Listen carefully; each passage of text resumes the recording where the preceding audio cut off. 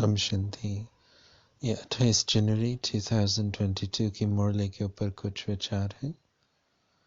आज बाबा चालू कर रहा है कि शिव बाबा में ही परिवर्तन करने की शक्ति है। श्री कृष्ण को गीता का भगवान दिखाया है, तो जब सुनते हैं कि यदा यदा ही धर्मस्य ग्लानिर्भवति, तो समझते हैं कि श्री कृष्ण अथवा विष्णु अवतरित होगा।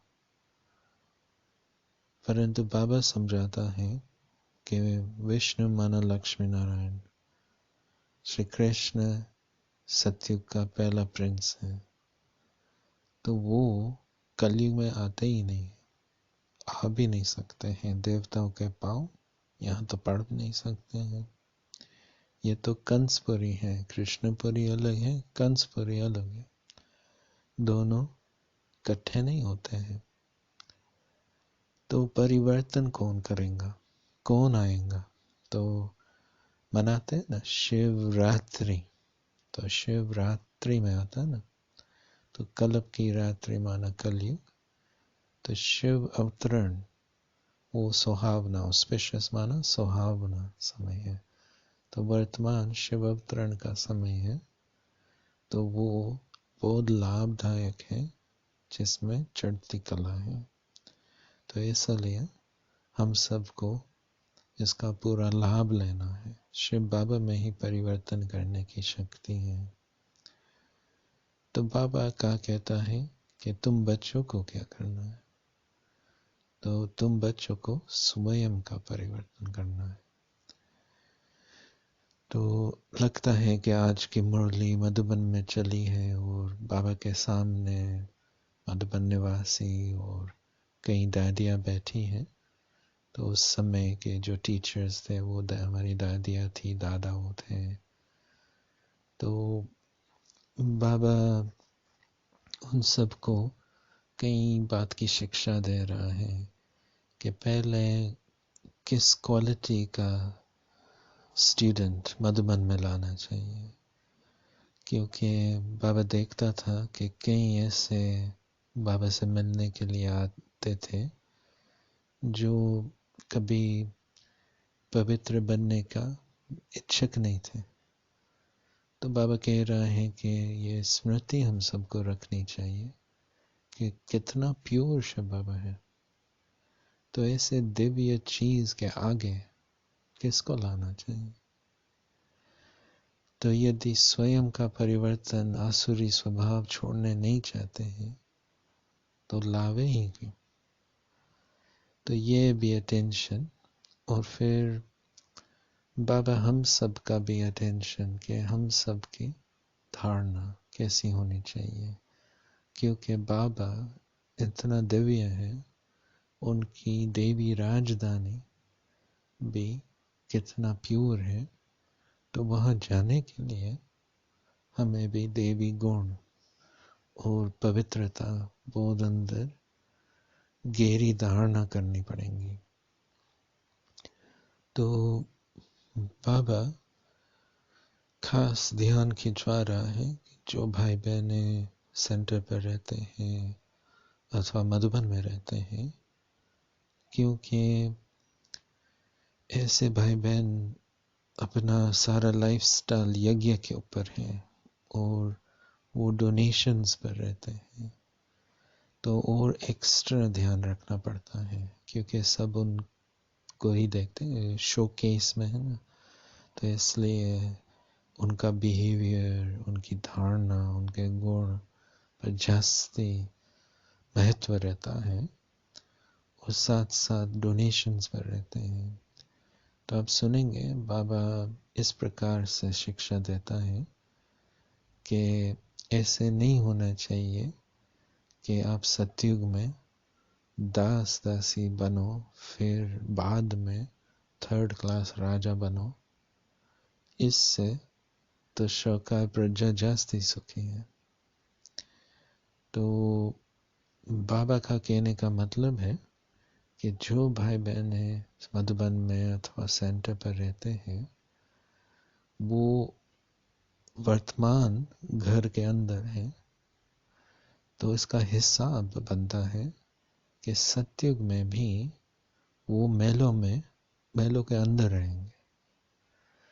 परंतु यदि इतना योग बल नहीं जमा किया है, इतनी दिव्यता देवी गुण धारण नहीं की है, तो राजपद नहीं मिलेगा। तो राजा के महलों में दास दासी ऐसे पद मिलता है। समझो कि वर्तमान समय कोई बड़ी दादी की सेवा में है, समझो दादी जैन की थी, तो दादी जैन की विश्व महाराजन बनेंगी। उनका योग, उनकी धारणा, उनकी सेवा तो बहुत श्रेष्ठ थी। तो जो उनकी सेवा में थे, उनको नशा होगा कि मैं तो दादी जानकी की सेवा में हूँ। परंतु बाबा प्रश्न कर रहा है कि आपकी दादी जैसी आपकी अवस्था बनी है? यदि नहीं बनी है तो फिर यहाँ भी राजा की सेवा वहाँ भी हो जाएंगी ना। और मेजॉरिटी जो ब्राह्मण हैं वो सेंटर पे तो रहते नहीं है, मधुबन में नहीं रहते। वो अपना जॉब करते हैं, अपने घर, तो उनका जो पर्सनल लाइफस्टाइल का जो है खर्चा आदि, वो बोझ यज्ञ पर नहीं है। उनका यज्ञ से देने का संबंध होगा, न कि लेने का। तो इसलिए हमें ध्यान भी रखना होता है कि हमारा बोझ यज्ञ पर ना पड़े। तो ऐसे भाई बहन शौकार प्रजा बन सकते हैं। तो फिर भी जैसे देखो, ऐसे बड़े बिजनेस पीपल हैं, अंबानी है, बिरला है, यहाँ रिचर्ड ब्रांसन है, डायसन है, ऐसे ऐसे, तो वो तो राजा जैसे ही रहते हैं ना, बस ताज नहीं है, बाकी तो फ्रीडम है ना, जो कुछ करना चाहते हैं कर सकते हैं। तो बाबा कहते हैं कि वहाँ भी सतयुग में तो ऐसे ही बहुत शौकार लोग होंगे। तो ऐसे कई ब्राह्मण ऐसे अपना भविष्य बना रहे हैं। यदि और आगे योग में बढ़े, देवी गुण की धारणा करें, तो राजपद भी पा सकते। तो बाबा कह रहा है कि हमारी दादियों को उस समय कि उनको अष्टरत्न में आने के लिए पुरुषार्थ करना चाहिए। तो जब मैं 12 साल का था तो लंदन सेंटर पर दादी जानकी के साथ प्रश्न उत्तर का प्रोग्राम रखा था। तो मैंने दादी से पूछा था कि आप अष्टरत्न में आने के लिए 10 सेज युक्ति बताओ, विधि बताओ। तो दादी हंसने लगी और दादी ने कहा, 0 बनो और 1 को याद करो, यही है तुम्हारा 10, 0 और 1। दादी ने समझाया कि 10 युक्ति है ही नहीं, विधि है ही नहीं, एक ही है। तो बाबा मम्मा और उन जो बड़े दादियाँ हैं, उनमें ये विशेषता रही है अव्यभिचारी याद की। तो आज बाबा हम सबका ध्यान खिंचवा रहा है कि द्वापर के शुरुआत में तुम बच्चों ने एक निराकार शिव की अव्यभिचारी भक्ति की थी। अभी कलयुग अंत में शिव बाबा की अव्यभिचारी याद करना है। तो ऐसी अवस्था बनानी है। तो कल भी बाबा ने अंतमते का महत्व सुनाया था ना, तो आज भी बाबा अंडरलाइन करा रहा है कि अंतिम घड़ी हम धोखे में ना आ जाए। तो उसके लिए बहुत काल का याद का अभ्यास करना पड़ेगा। तो बाबा कह रहा है माया बार बार बुद्धि को खींचती रहेंगी, परंतु तुम दृढ़ता से पुरुषार्थ करते चलो, सभी तरफ से बुद्धि निकालते चलो। तो आपको याद होगा रविवार की मुरली उस टॉपिक पर थी कि विस्तार में रहते सार में रहो, तो जीरो बन जाओ। तो बाबा ने अशरीरीपन का अभ्यास पर ध्यान खिंचवाया था। बाबा ने हम सबको शिक्षा दी थी कि इस ड्रामा में रहते अपना स्वमान अपना पाठ के आधार पर नहीं होना चाहिए। अपना स्वमान स्वदर्शन चक्रधारीपन के आधार पर होना चाहिए, जो बेहद की आइडेंटिटीज है। निराकारी, सो देवता, सो पूज्य, सो ब्राह्मण, सो फरिश्ता, ऐसे बेहद की आइडेंटिटीज पर हमारा स्वमान होना चाहिए। तो फिर ड्रामा में जो हो रहा है उस आधार पर मानसिक अवस्था नहीं बनेंगी। इससे अलग तो ब्रह्मा बाबा ने शरीर में रहते, ड्रामा में रहते, अंदर अशरीरीपन का अवस्था बनाया था। तो न शरीर, न व्यक्ति, न वैभव, न स्वभाव संस्कार के अधीन था। तो वो सर्व के साथ संबंध में आता था, लेकिन बंधन नहीं था। तो ऐसे अंदर की अवस्था हम सबको बनानी है, सार रूप में बार बार, कि इस ड्रामा से पहले मैं कौन था। तो ऐसी अंदर स्मृति बना के रखनी है।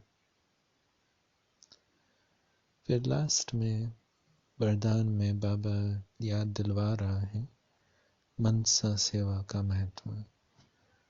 तो मुझे पक्का डेट याद नहीं है, शायद 10 जनवरी 89 की मुरली थी जो कुछ मास पहले चली थी।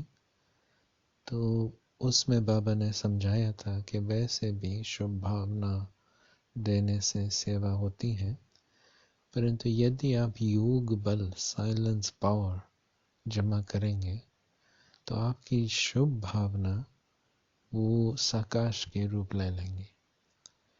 तो फिर दूसरों को बहुत जास्ती फायदा मिल सकता है। Om Shanti. Om Shanti. These are some thoughts on the Murli of the 28th of January 2022. Today Baba is beginning the Murli by explaining that only Shiv Baba has the power of transformation. Because Krishna is depicted as the sermonizer of the Gita, people would naturally call out to him.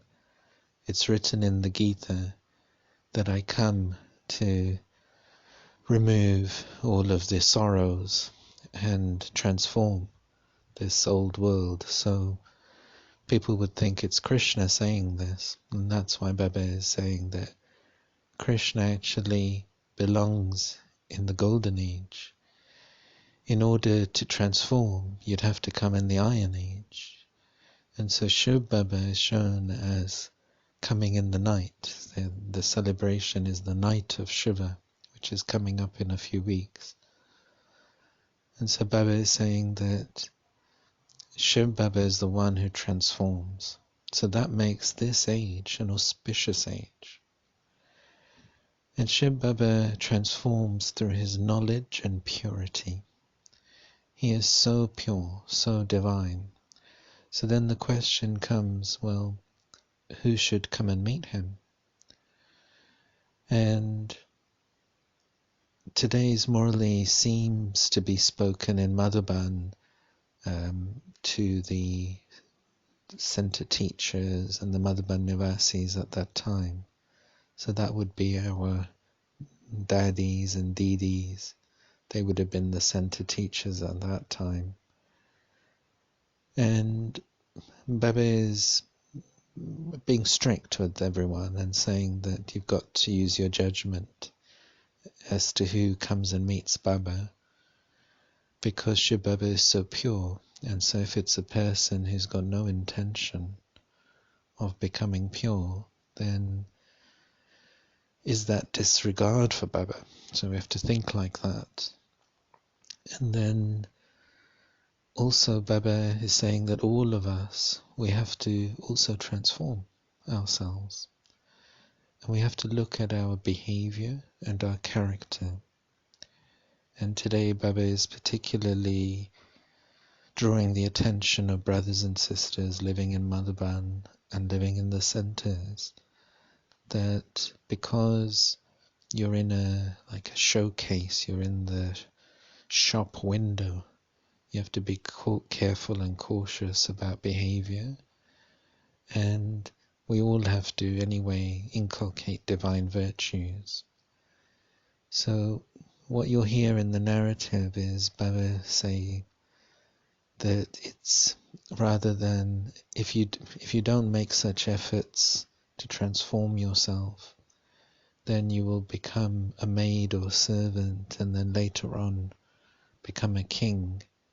Rather than that, it's better just to be a wealthy subject. And what he means by that is the brothers and sisters who are living in a center or living in Madhuban, because they're living inside now, there'll be a karmic account where they would also live inside the palace there in the Golden Age. However, if the soul doesn't create the right level of stage of yoga and of divine virtues, then the soul might not be a king in their own right from the start of the Golden Age. And there'll be many living in palaces who are serving the kings and queens. So this is why Baba is saying that someone, for example, someone living with a daddy might have the intoxication that I'm looking after Daddy Janki or whoever. But the question is, do they have the same stage as Daddy Janki? And if not, then okay, they would have self-esteem based on their connection with the king. But it's not the same as being a king yourself. And then you can look at wealthy subjects. Think about your own country. Here in the UK, we have people like Richard Branson, Dyson, Alan Sugar. We have many multi-millionaires, and they are like kings, really. It's just that they don't have a crown. But being a wealthy subject means having a great deal of freedom, having a great deal of self-respect. So what Baba is saying is that you'll have more happiness with that. So the majority of Brahmins, they don't live in centers or in Madhuban, but they're earning their own money, looking after themselves. So they're not living on donations either. Brothers and sisters in centers have to be extra careful because all of their lifestyle is being sponsored, really. So the brothers and sisters who are not dependent on the yajna in that way, they're not taking from the yajna in that same way, they're living outside. They don't have that same karmic account where they would then become a maiden servant. But if they keep that relationship with the yajna of giving as much as possible, then they can become a wealthy subject. And then, of course, if they develop that stage of yoga and divine virtues, then they can become a king. In yesterday's Bhog message as well, Baba was saying that develop your self-sovereignty, develop your powerful inner stage. And Baba is re-emphasizing the importance of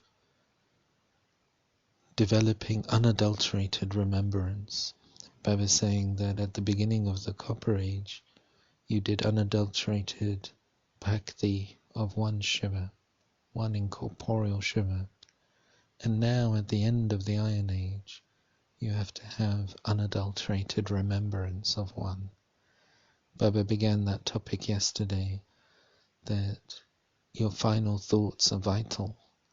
And in your final thoughts, you should only have the remembrance of Shiv Baba. So you're going to need to dedicate your life to creating that stage, otherwise it won't happen.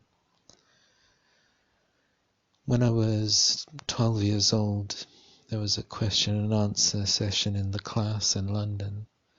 And the question I'd asked Daddy was, can you give us 10 easy methods to come in the 8 jewels? And she chuckled and she said, be a 0 and remember 1. She said, that's your 10. There aren't 10 methods to come in the 8 jewels. It's this one. So what she was saying is, go to the essence. And that was Sunday's Murli. If you remember, we were reading the Murli of the 29th of December, 1989. And Baba was saying to us that while you're in the expansion of this drama, keep taking yourself into bodilessness.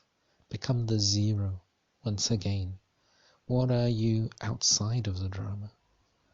Spin the discus of self-realization and develop your self-respect, your self-esteem, based on eternal identities rather than on temporary identities. Brahma Baba did that. So he was able to come into relationships in the drama, but he wasn't bound by the drama. And this is the stage you've got to practice, being in the body and practicing being bodiless, becoming separate. So Baba is saying that this is really the effort you've got to make. This is how you become a king. And Baba was motivating those daddies to try and become part of those 8 jewels. And we saw them develop that stage, didn't we? And so Baba is saying to all of us, learn from them, follow them. And in the blessing today, Baba's reminding us of the importance of the service through the mind. I can't recall the date. I think it was the 10th of January 1989, but I don't remember exactly. But it was a Murli on serving through good wishes.